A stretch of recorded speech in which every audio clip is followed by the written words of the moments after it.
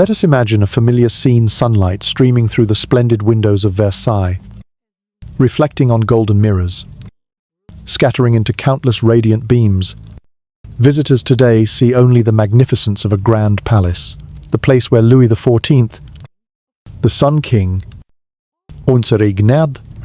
But if those walls could speak, they would tell a completely different story. A darkness concealed behind the crimson velvet drapes and the dazzling crystal mirrors. This is not only the story of an absolute monarch, but the tragedy of how he turned even privacy, the most sacred and personal thing, into a political tool. For Louis XIV, there was no boundary between public and private, between the sacred and the profane. Every action, every ritual, even the most intimate gestures, became a stage on which he displayed supreme power. The seeds of this obsession began very early. As a child, Louis was dragged out of Paris during the chaos of the civil war known as the Fronde. He saw divine authority shaken, royal power challenged, and himself humiliated. That psychological wound never healed. Raised in the belief that he was chosen by God, Louis grew up with one obsession: to control everything. Even those things beyond politics and war, to control people, souls, and bodies. As he reached adulthood, the young king began experimenting with private rituals that historians later described as a bizarre fusion of love, theatre, and politics. With La Vallière, his first mistress, these were performances that defied all notions of discretion or dignity. With Montespan, the rituals became more elaborate and public, drawing in nobles, clergy, and even foreign envoys into the vortex of secrecy. And then, under the influence of Maintenon, these rituals took on a religious shade, turning Christian ceremonies into haunting heterodox performances. Versailles, the symbol of art, power, and prosperity, was in truth also a vast stage. Secret chambers, hidden passages, specially crafted interiors, all served the performances that even the most libertine courtiers found chilling. For Louis, this was not merely personal gratification. It was his way of asserting that everyone, from dukes and ladies to priests and ambassadors, existed within his control. Yet behind Versailles' splendor lay devastating consequences. Nobles were drawn into a vortex of complicity. The church fell into a crisis of faith. The people witnessed the terrifying gulf between courtly opulence and their own poverty. All of this gradually carved the abyss that led to the Revolution of 1789. The story of Louis XIV is therefore not only the history of one man, but also a testament to an eternal law, when absolute power is no longer bound by morality or law. It transforms into a darkness that devours everything, turning even Europe's most radiant palace into a gilded cage. Part 1. Childhood in the shadow of the Fronde. Let us turn back to the year 1648. When France was shaken by a political storm called the Fronde, it was a series of violent uprisings by nobles, magistrates, and even the people of Paris, aimed at challenging royal power, which had already been weakened after the death of King Louis XIII. The boy Louis XIV at that time was only a child. Instead of growing up in the warm embrace of a stable court, he was thrown into a chaotic world where his throne was anything but secure. One night, Louis and his mother, Queen Anne of Austria, had to flee Paris in the dark, escaping the furious cries of the people. The flames of the uprising cast their glow on the palace walls, imprinting the trembling silhouette of a young prince who could not understand why all power could vanish in just an instant. Those memories became a psychological wound that never healed. Louis learned a harsh lesson: if power was not absolute, then it was nothing at all. The fear of humiliation, of being overthrown, of being forced to flee into the night, would haunt him for life. Alongside those years of turmoil, Louis's education was tightly controlled by his mother and Cardinal Mazarin, the powerful prime minister, and also a shrewd political teacher. Anne of Austria emphasized that her son was chosen by God, that the throne was not merely earthly power, but a sacred mission. The Jesuits taught Louis that his authority came from God, and therefore, no one could question it. The result of this education was a young man both devout and obsessed with power, utterly convinced that he carried within him a sacred mission. When Mazarin died in 1661, Louis XIV formally declared that he would rule on his own without a prime minister, a decision that shocked Europe. The French people at that time hoped that a young king would bring stability and justice after decades of turmoil, but few could have imagined that the haunting memories of childhood, combined with absolute faith in divine authority, would drive him further than any monarch before him. Versailles had not yet been built, but in Louis's mind, that palace had already taken shape, not only as a symbol of art and power, but as a spiritual fortress where everything and everyone would have to bow before his authority. Part 2. When the body became the throne. When Louis XIV formally took power in 1661, France witnessed the rise of a young king full of vitality, both proud and dazzling. He loved balls, was passionate about theatre, and above all, he believed that every aspect of life, from politics and art to even privacy, had to become a symbol of royal power. His first official mistress, Louise de la Vallière, was a gentle, shy young woman, her heart untouched by the temptations of court life. For her, love was purity, a yearning to devote herself. But Louis XIV turned that romance into a strange ritual. It was not only intimacy between man and woman, but theatrical performances where he always held the absolute role, the conqueror, the ruler, the sole decision-maker.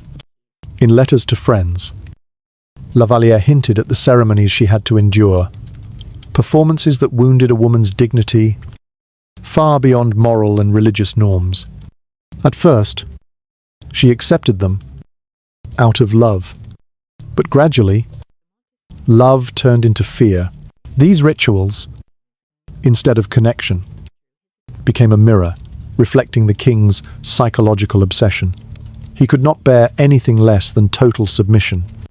After La Vallière, it was Françoise Athénaïs de Montespan who entered the king's life. Unlike La Vallière, Montespan was ambitious, intelligent, and knew how to turn the power of a mistress into political strength. But instead of easing the king's obsessions, she became his co-creator. Together with Montespan, Louis XIV began expanding his private rituals, transforming them from personal games into elaborate performances involving many participants. Versailles had just begun construction. Each room, each corridor was designed not only for diplomatic receptions, but also to serve these discreet performances, where the human body was arranged like a prop on the stage of power. What shocked the nobility were the roles they were forced to play. Mighty dukes, once commanders of armies on the battlefield, were now compelled to act as servants. Proud ladies of the court, once symbols of refinement, were drawn into tableaux vivants, living scenes that recreated Greek mythology but carried humiliating undertones. With Montespan, these rituals were no longer private, but a political tool. Anyone who wished to rise in court had to be willing to participate. Anyone who dared, refuse. In effect, excluded themselves from the circle of power. Versailles, from a palace of light, gradually became a stage, where darkness was perfectly staged. These rituals shocked not only the court but also European diplomacy. Envoys arriving for audiences were at times forced to witness unbelievable spectacles. In reports sent back to their own courts, they wrote in discreet words, but could not fully conceal their horror. Power in France did not lie only on the throne, but also in closed chambers, where the king turned even the human body into his instrument. Part 3. Versailles, the secret political stage. When Versailles was completed in the 1670s, Europe saw in it a palace of gold, a symbol of absolute power and limitless wealth.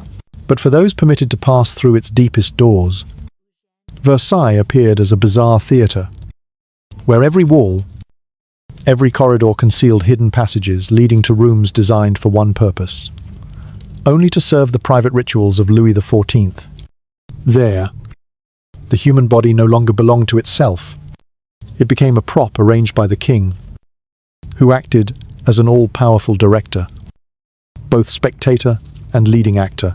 And the most frightening part, the unwilling audience of these performances, were not only mistresses or nobles, but also clergymen and foreign envoys, priests, accustomed to prayer and sacrament, who were forced to take part in rituals that bent their faith. In rooms decorated like small chapels, Christian ceremonies were distorted into humiliating spectacles. The king alternated between playing the penitent and the confessor, while the clerics could only tremble and obey. Many later wrote in discreet notes, calling it a sacred inversion, where the crucifix was turned into a prop in a script of power. But Louis XIV did not stop at religion. He turned international politics into part of the ritual. When envoys from Spain, England, or the German principalities came to Versailles, instead of only facing diplomatic negotiations, many were led into performances beyond imagination. Some were made to sit and watch, powerless before scenes where French dukes were forced to kneel like servants. Some were even drawn into the play, compelled to take on degrading roles, to understand that even the representative of a distant kingdom was nothing more than a puppet under the hand of the sun, king. This humiliation spread across Europe through secret diplomatic letters. In Vienna, Habsburg ministers whispered that France had fallen into the hands of a madman cloaked in divine authority. In London, English parliamentarians called Versailles the House of Gilded Darkness. And in the Vatican, papal envoys discreetly voiced concern: how could the Church support a king who claimed to be God's representative on earth, when he himself turned sacred rituals into public blasphemy? Meanwhile, the French nobility had no way back. Those who wished to maintain status had to participate. Those who refused lost all royal favour and were cast out of the circle of power. Versailles became a spider's web, and Louis XIV, the giant spider, controlling every thread. None could escape, for once inside, every secret, every act in the shadows could become a dagger hanging above one's head. And that was the crucial point. Louis XIV had invented a form of control never before seen in European history, control through humiliation and complicity. No prisons, no chains were needed. With only closed rooms and distorted rituals, he forced an entire class of nobles and clergy to become prisoners of their own silence. Part 5. From Versailles to the abyss of revolution. Every secret ritual in Versailles was not only a performance of power, it was also a money pit. Discreetly built rooms, specially designed interiors, lavish costumes worn only once, generous payments for participants. Every livre that should have gone to feeding the army, building bridges, or paving roads, was instead transformed into imported silks, precious stones, and secret doors with only one key holder. Meanwhile, beyond the gates of Versailles, the French people were straining under the burden. Years of wars with the Dutch, the Spanish, and then the War of Spanish Succession drove taxes ever higher. Peasants had to sell their land and livestock to pay a state whose treasury was endlessly hungry. Tales spread among the common folk about the king's feasts, with hundreds of dishes. While whole villages survived only on black bread and thin soup, the gap grew wider. Versailles shone like the sun, but that light only deepened the shadows of France. Provincial noble families, who still clung to traditional Christian morals, felt increasingly alienated from the court. They whispered that Paris and Versailles had sold their souls to the devil, and that moral distance, over time, became an unbridgeable social chasm. For the French intellectuals, the spectacle was even more horrifying. Philosophers, who had once believed in the sacred mission of kingship, now saw a monarch turning divine authority into a tool for carnal games. Many remained silent out of fear, but some began to ask if God's chosen one could behave this way. Had God really chosen him at all? That question was the seed of doubt in divine right, a seed that would sprout into the Enlightenment. Once religious authority lost legitimacy, the absolute power of the king wavered with it. And then, the collective memory of Versailles became a weapon, decades later. When the drums of the French Revolution sounded, the people recalled not only battles and state debts, they recalled Versailles, symbol of excess, humiliation, and darkness clothed in gold. Revolutionary pamphlets and newspapers spread stories once whispered in shadows as public slogans. The title Sun King was inverted, no longer a source of light, but a blinding glare that burned his own people. Thus, the secret rituals Louis XIV regarded as displays of absolute power became poison, seeping into France's body. They drained the treasury, corroded social morality, divided the court from the people, and ultimately sowed the seeds of the revolutionary storm that would sweep away the Bourbon throne less than a century later. Today, millions of visitors from around the world come to Versailles each year. They pass through gilded halls, stroll endless gardens, and stand in awe beneath the shimmering light of the Hall of Mirrors. All gaze upward, marveling at the splendor Louis XIV left behind. But few pause to listen to the whispers of the walls. For behind the grand paintings and golden ceilings lies another story, the story of darkness. A place once filled with hidden corridors and closed rooms, where power was displayed not through military victories or law, but through humiliation and complicity. Louis XIV wanted to be remembered as the sun, the light of France, and he succeeded. Versailles still blazes brilliantly on the map of human history. But at the same time, that light burned away faith in divine right, sowed doubt, and became one of the deep causes of the French Revolution.